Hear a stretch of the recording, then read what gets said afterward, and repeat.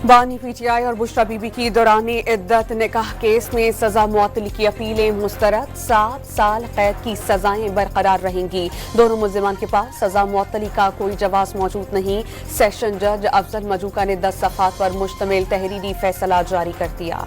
PTI का दौरान इद्दत निकाह केस में अपीलें मुस्तरद करने का फैसला, चैलेंज करने का ऐलान। बानी पीटीआई की रिहाई तक कोई मुज़ाकरात नहीं होंगे। उमर अयूब का रद्द अमल।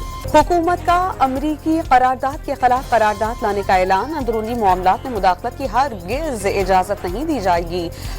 वज़ीर ख़ारजा का दो टोक मौक़िफ़। पाकिस्तान के आलमी सतह पर तन्हाई का शिकार होने से मुताल्लिक़ क़यास आराइयाँ मुस्तरद। इक़्तिसादी राबिता कमेटी ने पेंशन स्कीम में तरामीम की मंजूरी दे दी। पेंशनर्स के लिए पेंशन फंड कायम करने और नए क़वानीन मुतारिफ कराने का फैसला।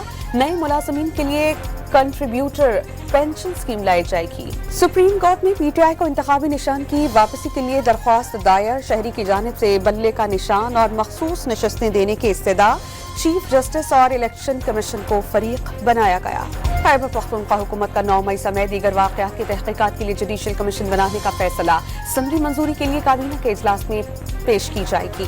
चौधरी बरादरान के दरमियान खानदानी ताल्लुकात बहाल। सियासत अपनी अपनी होगी। चौधरी शुजात और परवेज इलाही के दरमियान मुलाकात में इत्तेफाक। कैसरा इलाही की सुलह से मुताल्लिक़ खबरों की तरतीब।